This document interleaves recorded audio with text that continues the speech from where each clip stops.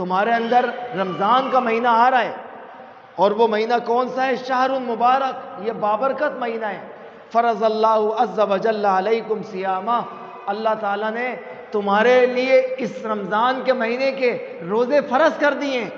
وَتُفْتَحُ فِي أَبْوَابُ الْجَنَّةِ، جنت کے تمام دروازوں کو اس رمضان کے مہینے میں کھول دیا جاتا ہے۔ وَتُغَلُّ فِيهِ وَتُغْلَقُ فِيهِ أَبْوَابُ الْجَحِيمِ، اور جہنم کے تمام دروازوں کو اس رمضان کے مہینے میں بند کر دیا جاتا ہے۔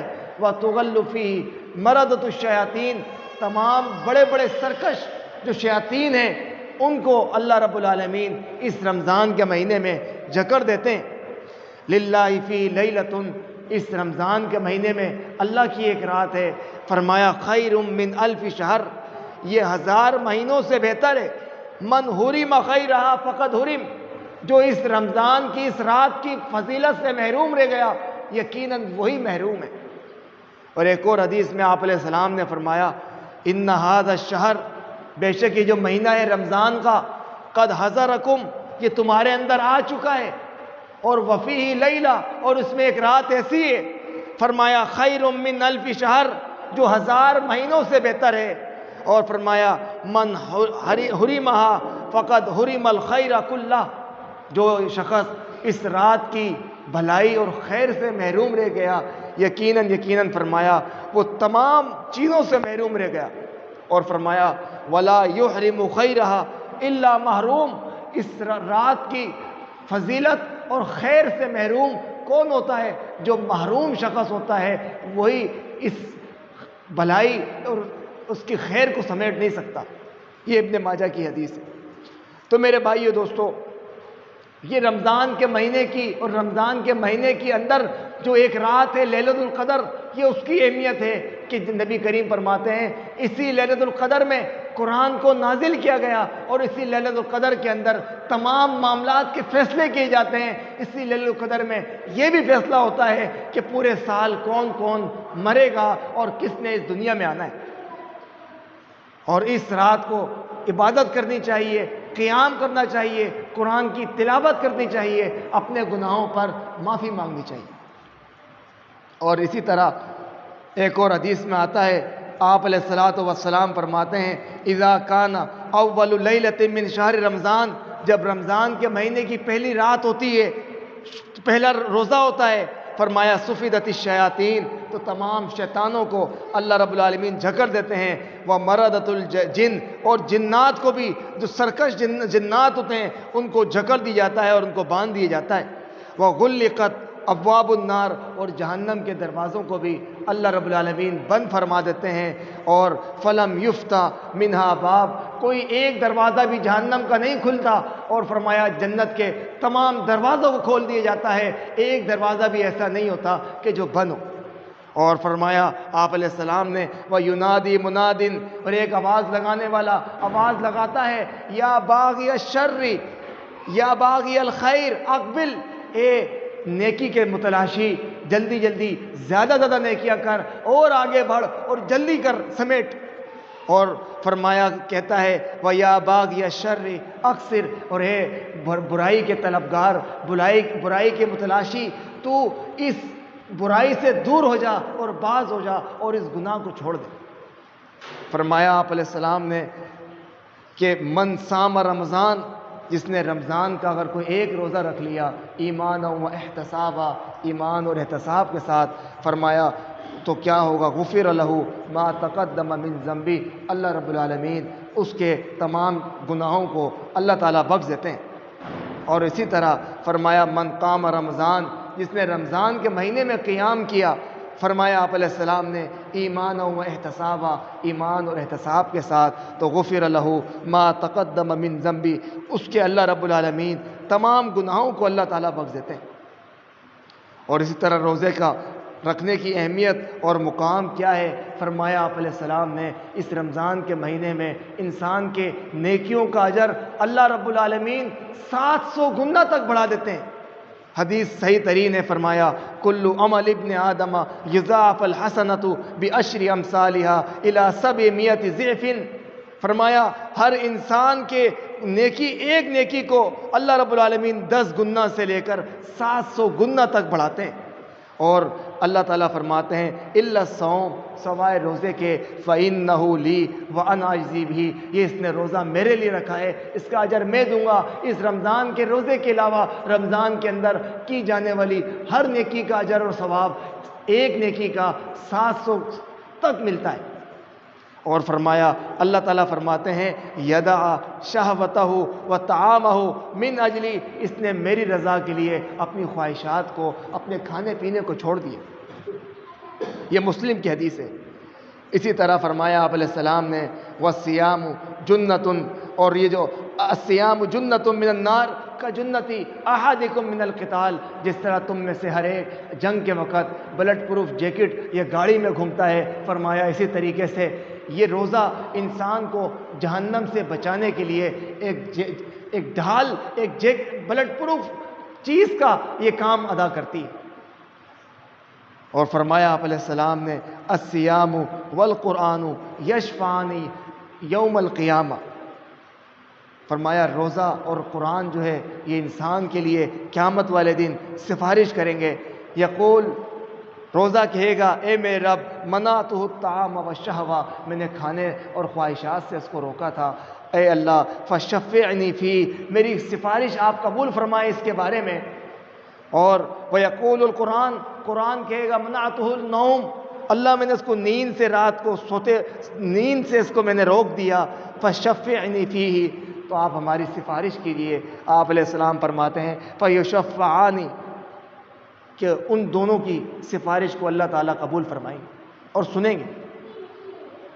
اسی طریقے سے فرمایا آپ علیہ السلام نے رمضان کے روزے رکھنے کی اور نماز پڑھنے کی اتنی اہمیت ہے۔ ابن ماجہ کی حدیث نمبر 3925 حدیث نمبر ہے۔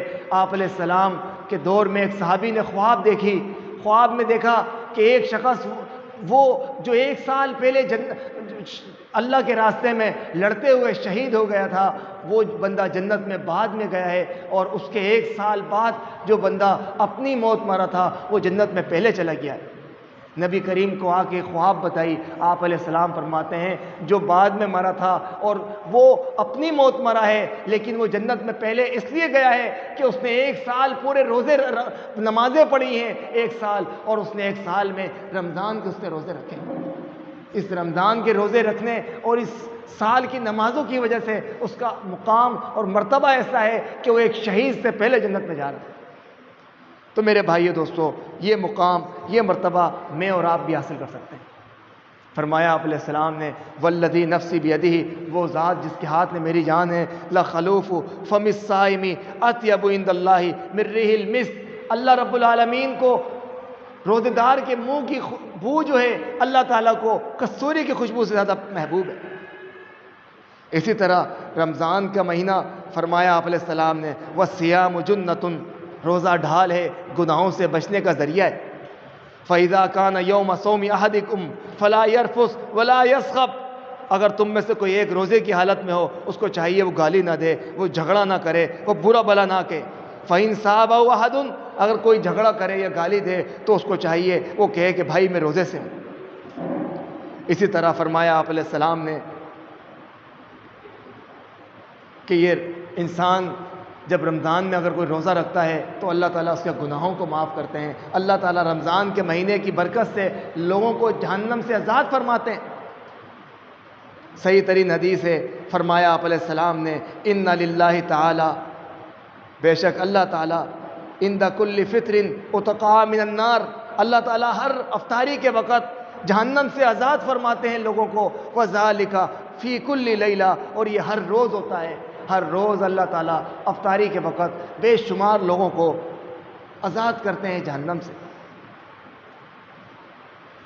اور اسی طریقے سے آپ علیہ السلام نے، جبریل امین نے بدعا کری، کیا چیز؟ کہ وہ شخص تباہ و برباد ہو جس کی زندگی میں رمضان کے روزے آئیں اور وہ اپنے آپ کو جہنم کا حقدار، جنت کا حقدار نہ بنا لے، جہنم سے اپنے آپ کو بچا نہ لے۔ تو نبی کریم فرماتے ہیں میں نے آمین کہا۔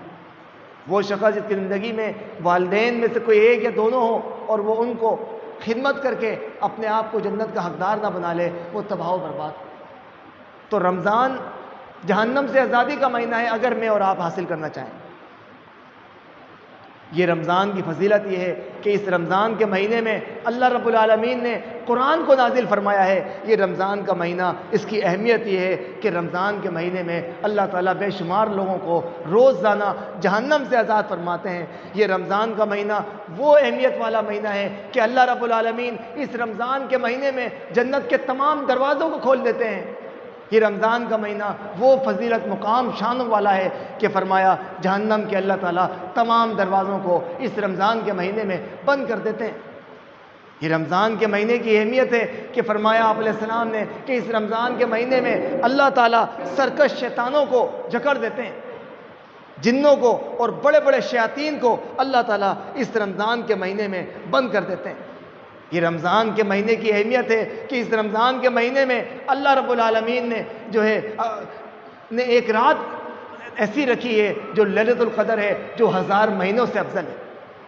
یہ رمضان کی اہمیت ہے کہ اس رمضان کے مہینے میں اگر کوئی شخص عمرہ کرتا ہے تو اس کو اجر و ثواب حج کے برابر اس کو ثواب ملتا ہے۔ اور اس رمضان کے مہینے میں روزہ ہے، اور فرمایا آپ علیہ السلام نے اگر کوئی شخص ایک روزہ اللہ کو راضی کرنے کے لیے رکھتا ہے تو اللہ رب العالمین اس کے جہنم سے آزادی ہو جاتی ہے۔ اور فرمایا اگر کوئی شخص ایک روزہ جان بوجھ کے چھوڑتا ہے، وہ زندگی بھر روزے رکھتے رہے، وہ اس فرضی روزے کے اجر و ثواب اور مقام مرتبے کو نہیں پہنچ سکتا۔ اور فرمایا آپ علیہ السلام نے من قال لا الہ الا اللہ ابتغاء وجہ اللہ ختم لہ بہا دخل الجنہ، جس شخص نے لا الہ الا اللہ کہا ہو اللہ کو راضی کرنے کے لیے، اللہ کی رضا کے لیے، اور اسی حال میں اس کی موت بھی آئی ہو تو فرمایا وہ جنت میں داخل ہوگا۔ ومن صام یوما ابتغاء وجہ اللہ، جس نے اللہ کو راضی کرنے کے لیے ایک روزہ رکھا اور اسی پر اس کی خاتمہ ہو گیا تو فرمایا وہ جنت میں داخل ہوگا۔ اور جس نے کوئی صدقہ اللہ کے راستے میں کیا اللہ کو راضی کرنے کے لیے، فرمایا اگر اس کا خاتمہ اس کے بعد ہو گیا تو وہ جنت میں جائے گا۔ اور جنت کے تمام دروازوں کو اللہ تعالیٰ رمضان کے مہینے میں کھول دیتے ہیں۔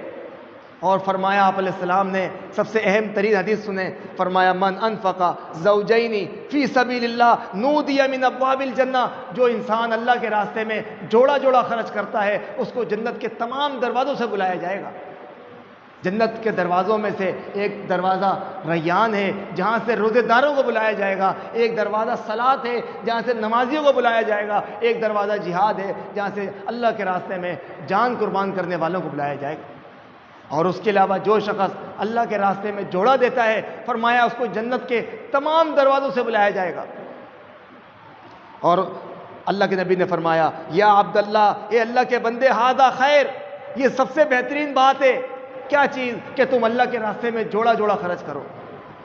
اور فرمایا فمن کان من اہل الصلاۃ دعی من باب الصلاۃ، جو نمازی ہوگا اس کو نماز کے دروازے سے بلایا جائے گا، جو مجاہد ہوگا اس کو جہاد کے دروازے سے بلایا جائے گا، جو روزے دار ہوگا اس کو ریان کے دروازے سے بلایا جائے گا، جو صدقہ دینے والا ہوگا اس کو باب الصدقہ کے دروازے سے بلایا جائے گا۔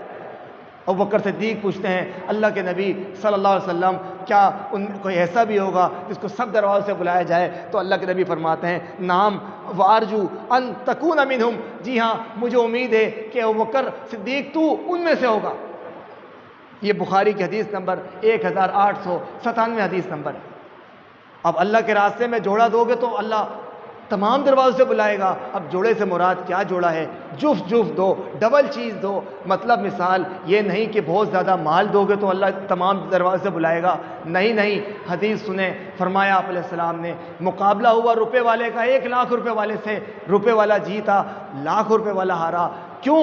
نبی فرماتے ہیں اس 1,00,000 روپے والے نے اللہ کے راستے میں 1,00,000 روپے دیے، ایسے بے شمار لاکھوں تھے اس کے پاس، لیکن اس وجہ سے وہ ہار گیا۔ لیکن جس نے روپیہ دیا تھا اس کا تمام مال تھا ہی روپیہ، اس نے وہ 1 روپیہ اللہ کے راستے میں دے دیا، اس کی تمام جمع پونجی وہی تھی، اور اللہ نے اس کو اس اخلاص کی وجہ سے اس کے نیکیاں زیادہ اس کو ملی اور وہ جیت گیا۔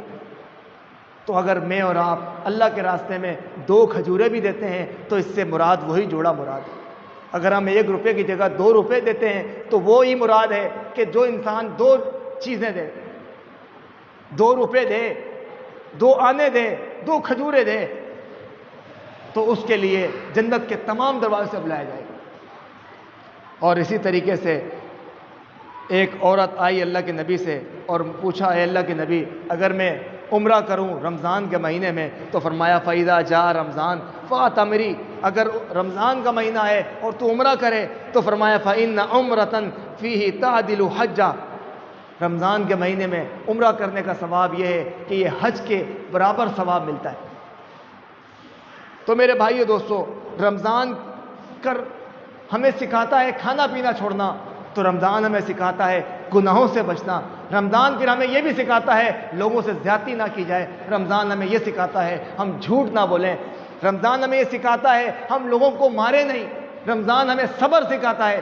رمضان ہمیں یہ سکھاتا ہے ہم لوگوں کو گالی نہ دیں۔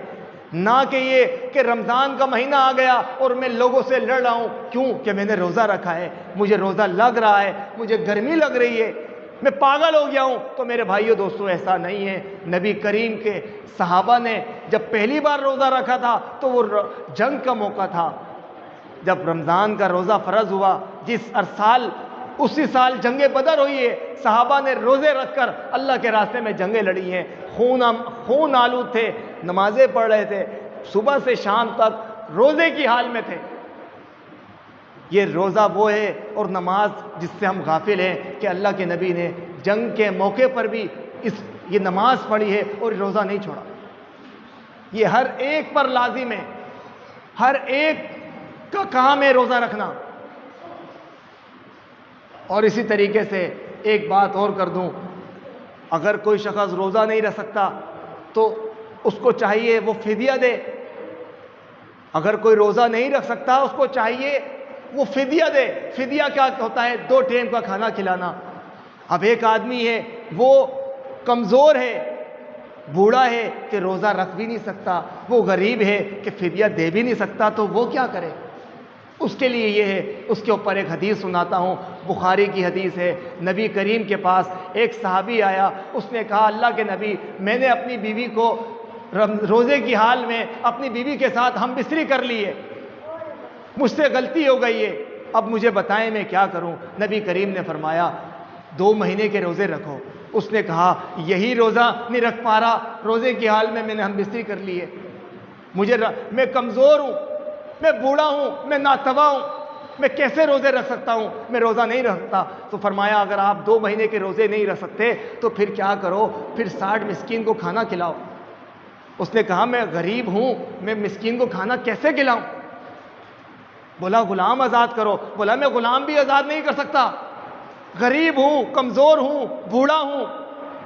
اللہ کے نبی نے فرمایا اچھا صبر کرو۔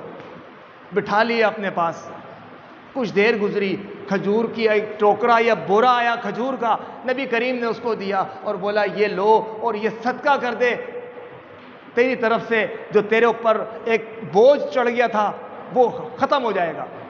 اس نے کہا اللہ کی قسم ان 2 پہاڑوں کے درمیان، حدیث کے الفاظ ہیں اللہ کی قسم ان دونوں پہاڑوں کے درمیان مجھ سے زیادہ غریب کوئی بھی نہیں ہے۔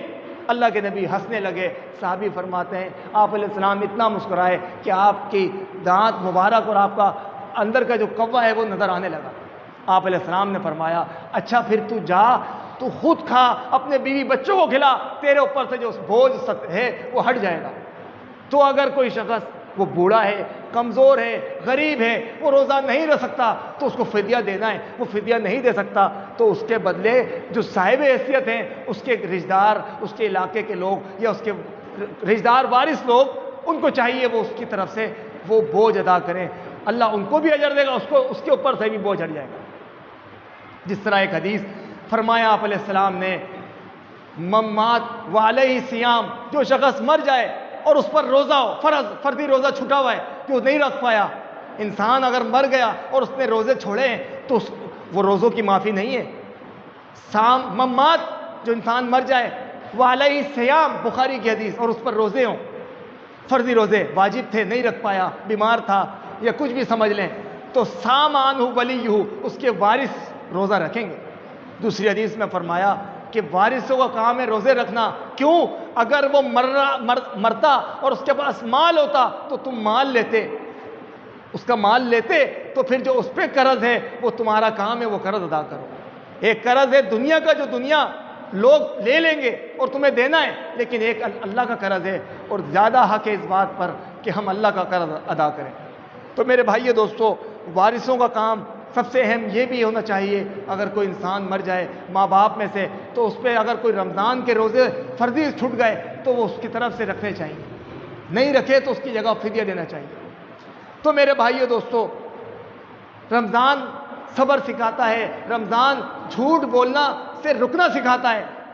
نبی کریم کی حدیث فرمایا من لم یدع قول الزور والعمل به، جس نے جھوٹ بولنا نہ چھوڑا، جس نے جھوٹی بات نہ چھوڑی، جس نے جھوٹی قسم کھانا نہ چھوڑی، جس نے کاروبار لین دین میں جھوٹ بولنا نہ چھوڑا، فلیس للہ حاجہ، تو اللہ کو کوئی ضرورت نہیں ہے ان یدع طعامہ وشرابہ، کہ وہ کھانا چھوڑے، پینا چھوڑے، بھوکا رہے، رات جاگتا رہے، اس کے جاگنے کی، اس کی عبادت کی کوئی ضرورت نہیں ہے اللہ کو۔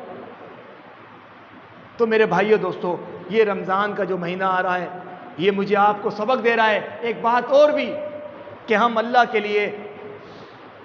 لیے معاف کریں اس کو جو ہم سے نفرت کر رہا ہے، جس سے ہم نے کی ہے۔ فرمایا آپ علیہ السلام نے 3 لوگ ایسے ہیں ان کی نماز روزہ قبول نہیں ہوگا۔ رمضان کا مہینہ آ رہا ہے، فرمایا ان کی نمازیں، ان کے روزے قبول نہیں ہوتے، ان کی نماز روزے کانوں سے اوپر نہیں جاتے، اللہ کی بارگاہ میں شرف قبولیت نہیں بخش سکتے۔ وہ کون کون سے لوگ ہیں؟ فرمایا ان میں سے ایک بھاگا ہوا غلام یا نافرمان نوکر جو آپ کا ملازم ہے اور وہ نافرمانی کر رہا ہے، اور دوسرا فرمایا وامرأۃ باتت وزوجها علیہا ساخط، اور وہ عورت کہ جس کا شوہر ناراض ہو اور وہ رات گزارے، تو ایسی عورت کی نماز روزہ کوئی چیز قبول نہیں ہوتی۔ اور فرمایا ایسی عورت پر پوری رات فرشتے لعنتیں بھیجتے ہیں۔ اور تیسرا آدمی فرمایا وَإِخْوَانَانِ مُتَصَادِمَانِ، وہ بھائی آپس میں جو جھگڑا کرتے ہیں، جو آپس میں لڑائی کر رہے ہیں، جو ناراض ہیں، تو وہ اگر ناراض ہیں تو ان کی ناراضگی کو چاہیے کہ وہ آپس میں ختم کر دیں، کیونکہ ایک مسلمان مومن 3 دن سے اوپر ناراضگی دل میں نہیں رکھتا۔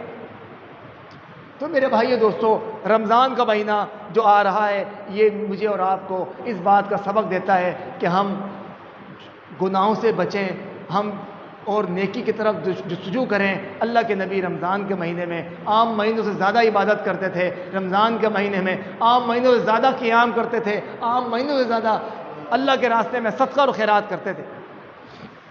بس آخری بات صرف یہی ہے کہ میرے بھائیو دوستو، یہی رمضان ہے کہ اللہ نے اس رمضان کے مہینے میں قرآن کو نازل فرمایا، اسی رمضان کے مہینے میں جہنم سے اللہ